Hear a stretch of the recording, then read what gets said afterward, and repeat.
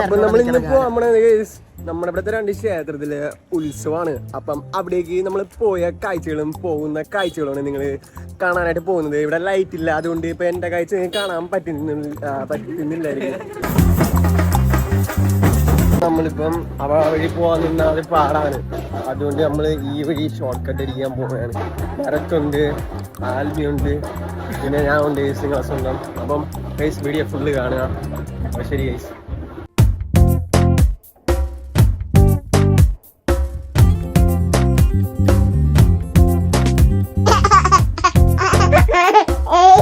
Guys അപ്പോൾ നമ്മൾ അടുത്തിട്ട് ചാവടിയുടെ ക്ഷേത്രത്തിലേക്ക് വന്നിരിക്കുകയാണ്.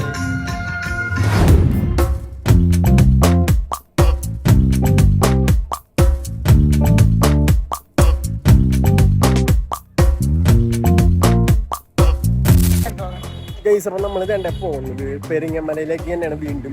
അതേ ഗൈസ് എന്താണെന്ന് നിങ്ങൾ ചിന്തിക്കുന്നുണ്ടെങ്കിൽ അത് വേറെ ഒന്നുമല്ല ഗൈസ്.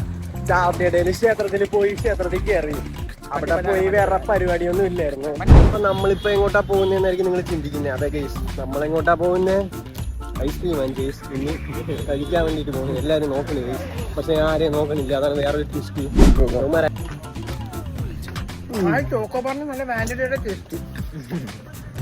ചോക്ലേറ്റിന്റെ പുറമെയുള്ള ആ ഒരു കോട്ടി, ഉള്ളിലത്തെ മിൽമയുടെ നന്മ.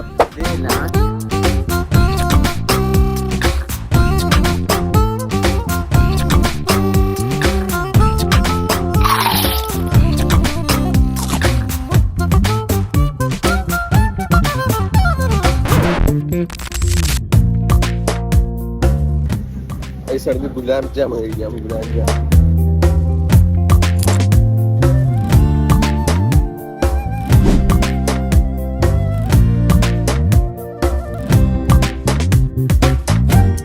ഒരു ഫോട്ടോ അടിച്ചു കൊടുക്കുക.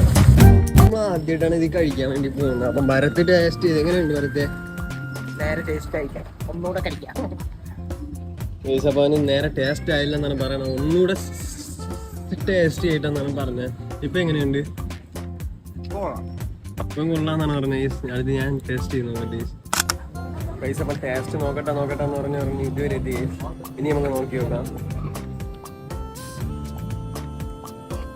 ആ ഒരു ക്രഞ്ചിനെസ് അപ്പം ഗൈസ് കുറച്ച് കാഴ്ചകൾ കണ്ടല്ലോ ഗൈസ്. അപ്പം അതൊക്കെ തന്നെ ഗൈസ്. അപ്പം നമ്മൾ ഇന്ന് പറയാനായിട്ട് വന്നത് ഗൈസ് സീരിയസ് ആയിട്ടൊരു കാര്യമാണ് ഗൈസ്.